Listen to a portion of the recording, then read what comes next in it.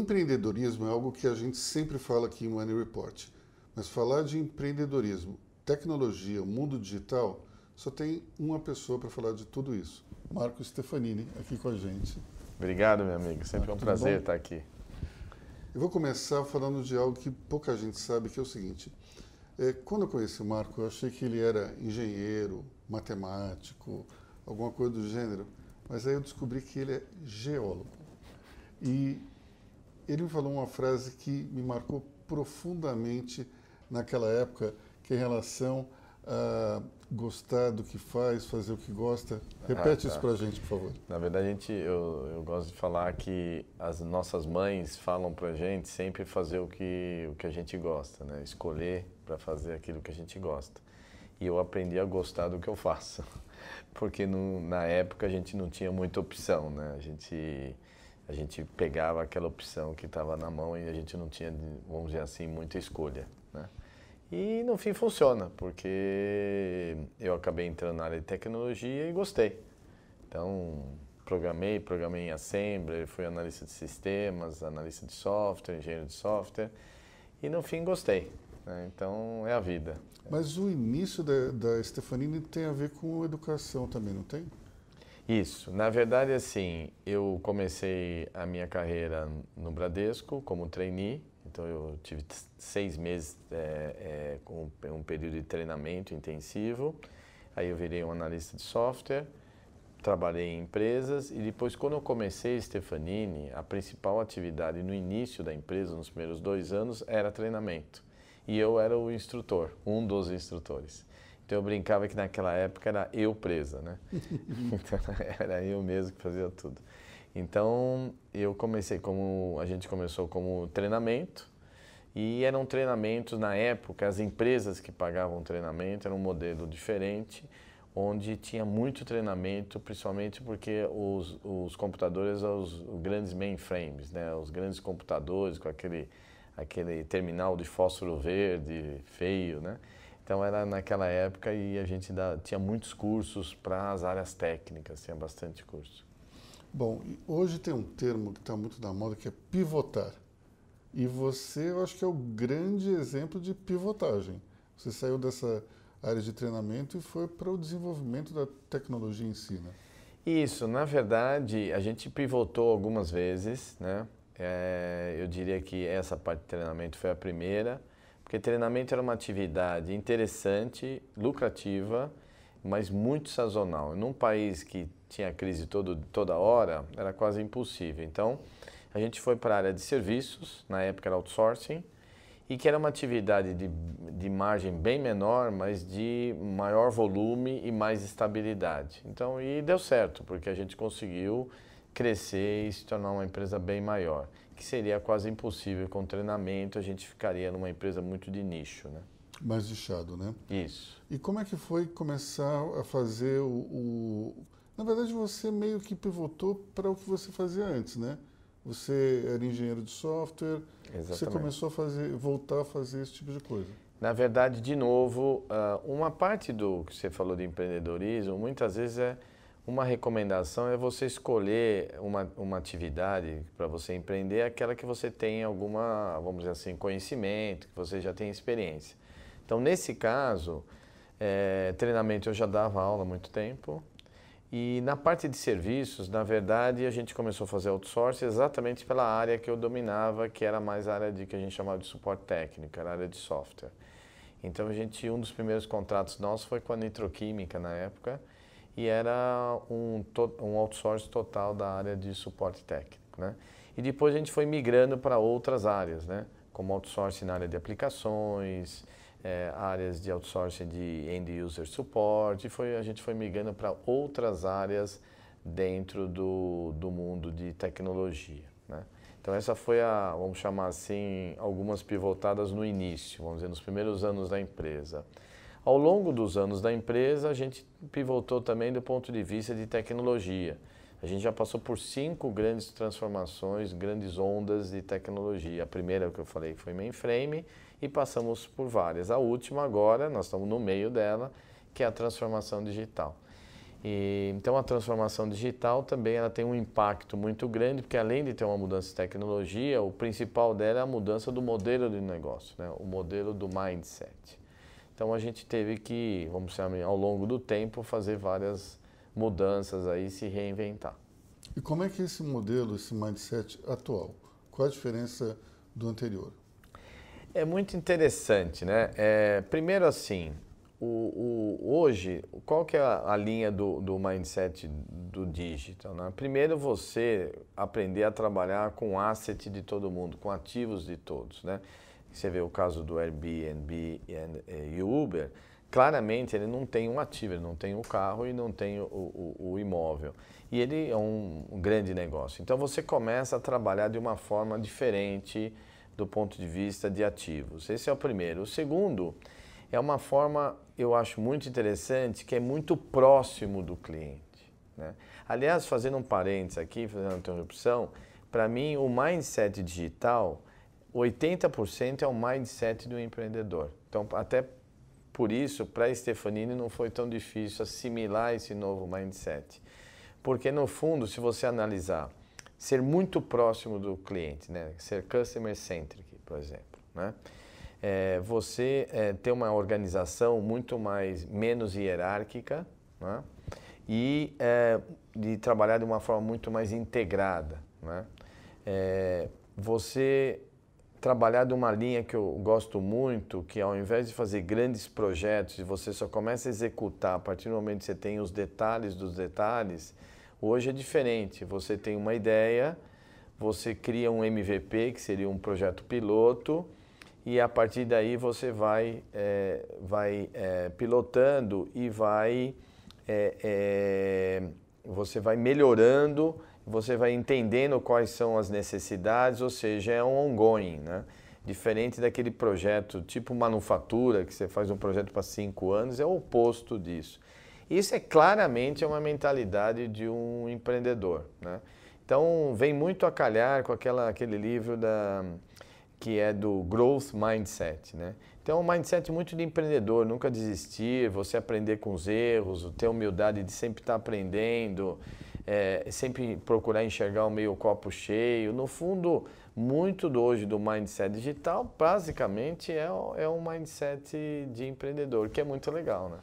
Tem um ponto interessante na questão do empreendedorismo, que é um misto de tudo isso que você falou, mas também uma certa dose de ousadia.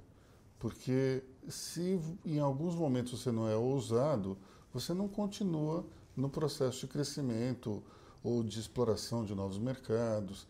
Então, se a pessoa for extremamente conservadora, é difícil para entrar nesse mundo do empreendedorismo. Com certeza. Eu acho que um dos itens básicos que a gente estava comentando, eu não falei nesse, mas você tem razão, é a ousadia, né? Você pensar sempre um pouco fora da caixa, quebrar algumas regras, quebrar paradigmas, ou pelo menos tentar, né? Nem sempre você vai ter sucesso. Por isso que vem muito na linha de você não desistir. Porque, obviamente, quando você vai por caminhos diferentes, a chance de você não ter sucesso é grande, né? E aí vem a linha da perseverança, né? Então, você procura caminhos alternativos, pensar diferente, né?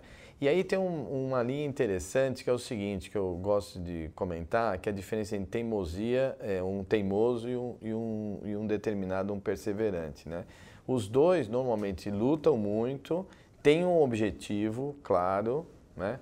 Trabalham forte, só que o teimoso ele sempre vai insistir no mesmo modelo, né? E o perseverante e o empreendedor, ele vai testando novos modelos. Então, muitas vezes você tem uma tese interessante, mas não necessariamente é da primeira vez que você acerta. Aliás, o mais comum é você errar da primeira vez ou da segunda. Então, aí você vai... Por isso que é muito importante essa capacidade de ouvir, de humildade. Você vai ter que toda hora é um self-learning. Toda hora você está aprendendo e procurando acertar e enxergando aquilo como uma oportunidade de aprendizado, não como um fracasso. Porque muito do empreendedor tem muito de mental, né? Você não entender que você nem é melhor que os outros, nem pior que os outros. Porque quando você fracassa, você fica muito abatido, você vai se achar, a tua autoestima baixa e aí obviamente você não vai atingir esse objetivo. Por outro lado, se você tem um ego muito inflado, também você não vai ouvir e também não vai chegar lá. Então, essa calibragem é importante, ou seja, no fundo enxergar que cada oportunidade, cada fracasso que você tem, vamos dizer assim, não atingimento de uma meta, de uma proposta de valor que você queria, é você entender como uma oportunidade de aprendizado. Então, você fazer bastante uma lição de casa, onde você errou, aonde poderia ser melhor, mesmo quando o ambiente é hostil. Porque se você, normalmente, quando você erra, é fácil você identificar uma série de pontos não nossos que nos impactaram e que nos levaram àquela falha. Mas se você for mais a fundo, você pode fazer uma lição de casa e assim, tá bom, então mesmo nesse ambiente hostil, o que eu deveria ter feito para me prevenir e mesmo com esse ambiente não favorável, eu consegui atingir um ponto. Então, é um pouco disso, esse processo mental de não desistir nunca. Né? Agora, ultimamente, essa coisa de testar um modelo e trocá-lo é algo que o time frame encurtou bastante, né? Antes, a impressão que eu tenho no empreendedorismo, o sujeito ele tinha um tempo para perceber que não estava indo para o caminho errado, mas hoje parece que é uma coisa quase instantânea. Eu acho que o mundo digital ele proporciona esse teste muito rápido, né? O mundo hoje tem um timing totalmente diferente, né? Se você analisar as condições que a gente vive hoje, o nível de comunicação que a gente tem, o nível de acesso à informação é infinitamente maior. Então, a velocidade é outra. Isso realmente é impressionante, né? Então, esse é um ponto que mudou muito em relação ao passado. O segundo ponto, que também ajuda muito, por isso que a gente, não vou falar confunde, mas é muito mesclado entre o que a gente chama de a transformação digital seria a parte de modelo de negócio e mais a questão da tecnologia, é porque hoje as condições de tecnologia te permitem, né, você ser muito mais veloz e muito mais barato, né? Então o acesso à tecnologia é infinitamente mais fácil. Então eu venho da época que eu comentei, quando eu comecei, o nível de acesso à tecnologia custava um absurdo e o nível de velocidade era nada, né? Hoje, então, se você analisar hoje a oportunidade que você tem de abrir um site, você abre rapidamente, o custo, né? Então tudo que a gente fala em cloud, em nuvem, computação em nuvem, o acesso que você tem a usar uma série de soluções, ferramentas com um custo infinitamente inferior. Então, hoje as condições também, vamos chamar assim, o ambiente tecnológico, ele ajuda muito nesse processo, né? Falando um pouco da Stefanini em si, quando você começou a tua expansão internacional? A gente, na verdade, a primeira experiência, que foi uma experiência muito pequena, foi um test drive, foi em 96, quando a gente abriu a nossa operação na Argentina. Mas nós éramos muito pequenos naquela época e a operação, obviamente, também era muito pequena. Então, foi mais um test drive e tal. A gente começou realmente a focar a partir de 2000, 2001. Então, já são 18, 19 anos que realmente a gente vem trabalhando forte, que foi ainda anterior às empresas brasileiras a começarem a se expandir internacionalmente, né? As empresas brasileiras, na média, ainda têm um grau de internacionalização bastante baixo, né? Mas nos últimos, vamos chamar assim, 12 anos, 10 anos, vamos chamar assim, teve um crescimento bastante expressivo. Mas mesmo assim, o patamar ainda é muito baixo. Mas a gente começou em 2000, 2001. E hoje vocês estão em quantos países? Hoje nós estamos em 41 países. 41 países? 41. Qual é o mais significativo hoje para vocês em termos de Estados Unidos. Estados Unidos? Estados Unidos. E é a mesma linha de produtos que vocês têm aqui e serviços? Outro dia eu estava participando de um painel, né? Então estava perguntando, a pessoa achava que o nível de oferta entre países emergentes e países maduros é totalmente diferente. Não é. Na verdade, assim, eu diria que nos Estados Unidos, mais ou menos, quase 90% das nossas ofertas do Brasil rodam nos Estados Unidos, tá? O que a gente tem que fazer é, cada mercado, aí não é só diferença entre mercado emergente e mercado maduro, mas é também sobre cada país, né? Então, por exemplo, Estados Unidos é maduro e a França também, mas eles têm características diferentes. Então, a cada país, alguma oferta não encaixa, ou ela não é muito competitiva, ou não é o caso, né? Não é pertinente aquele mercado. Mas a grande maioria, o que você tem que fazer são pequenos ajustes, que a gente chama de ajuste fino. Então, a forma de abordar, como é que você vai, qual é a estratégia de go-to-marketing, ou algum detalhe, como é que você vai implementar. Então, tem algumas diferenças, mas eu diria hoje que, em linhas gerais, vamos dizer, 70%, 80% das ofertas, no fundo, são as mesmas, tá?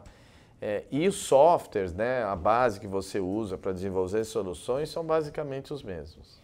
Em termos de approach com o teu cliente, como é que é a diferença entre o americano e o brasileiro?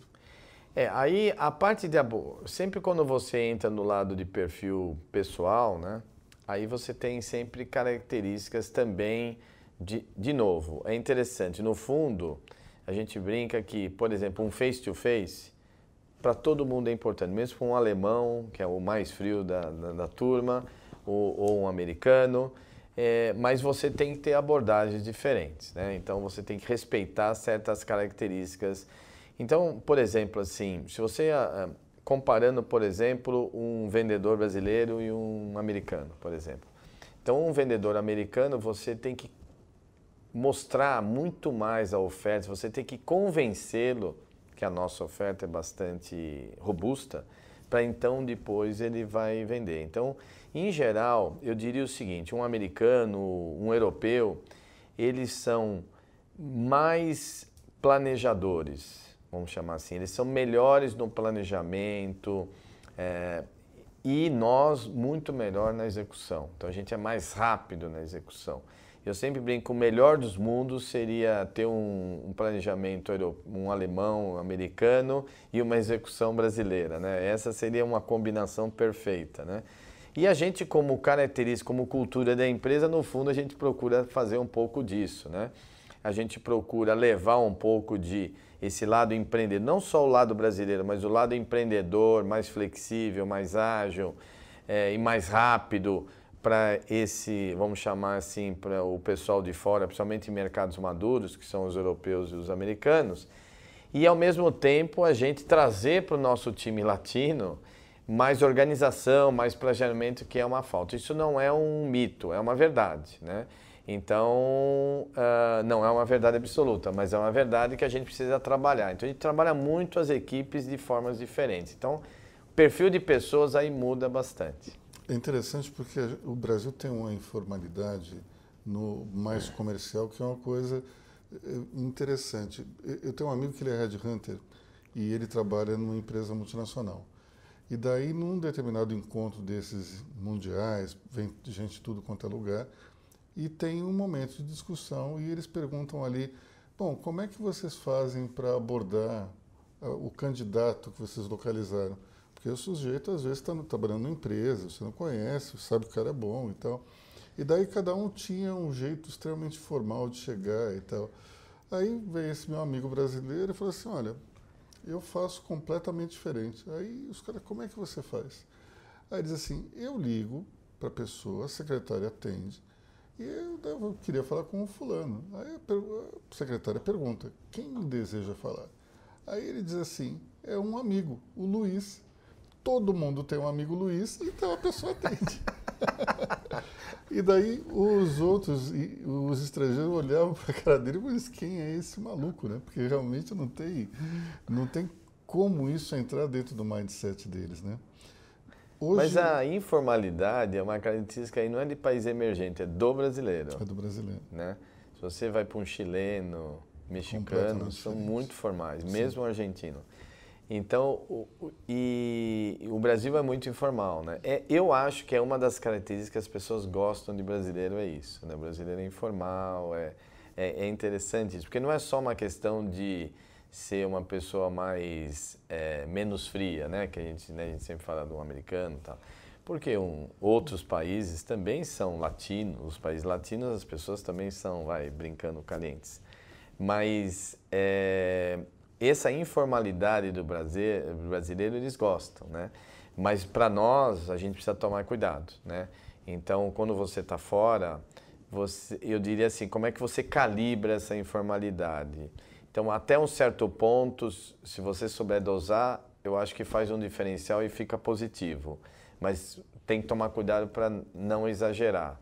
Então, muitas vezes os brasileiros, principalmente aqueles que não têm muito contato com o estrangeiro, principalmente o mercado profissional de trabalho, ele passa um pouco do ponto. Então, é isso que ele precisa tomar cuidado e ele queima o filme dele em pequenos detalhes que são bobeiras, né?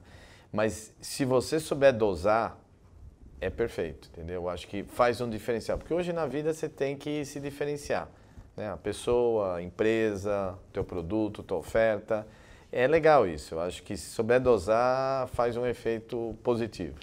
E operação estrangeira representa quanto do teu Metade. Metade? Exatamente metade. É, mais ou menos. Um pouco. Depende do dólar, um pouco mais, um pouco menos. Agora deve ser um pouco mais que a metade.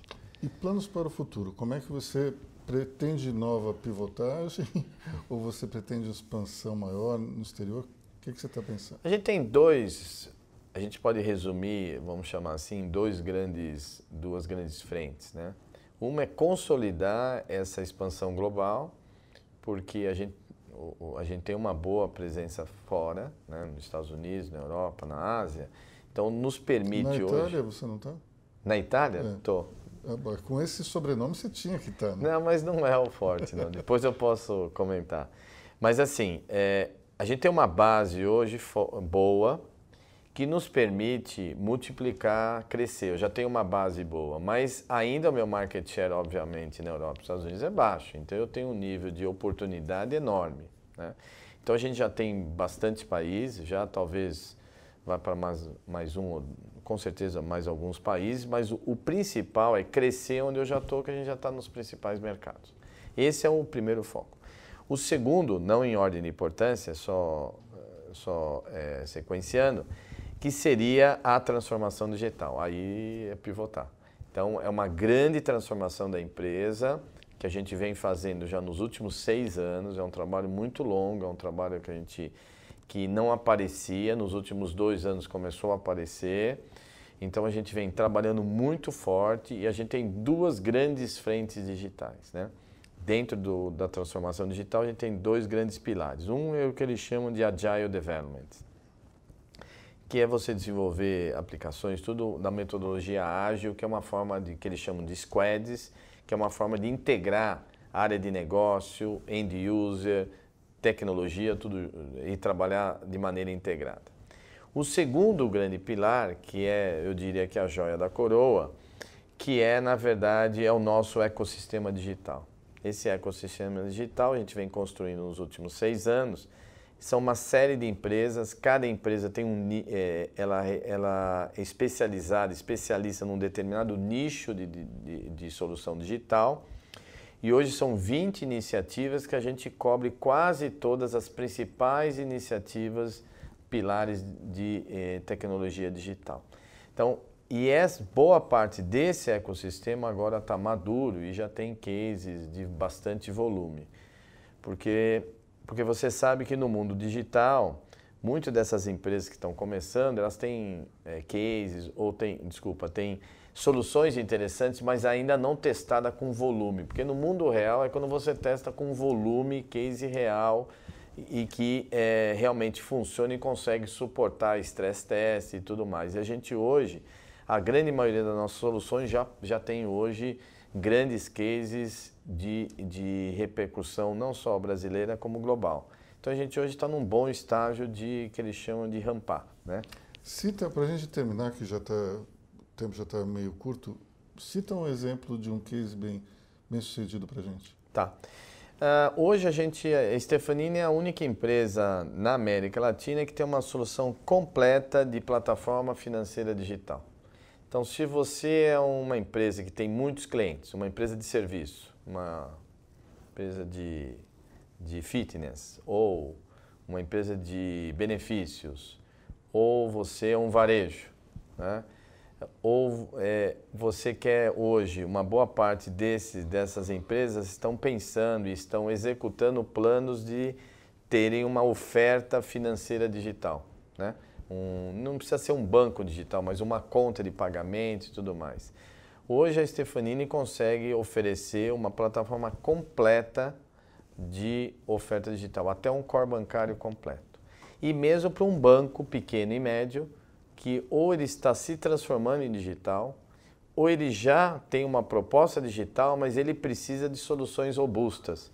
Que muitas vezes ele começa com soluções, vamos chamar assim, mais precárias, e depois ele precisa de solução robusta. Por quê?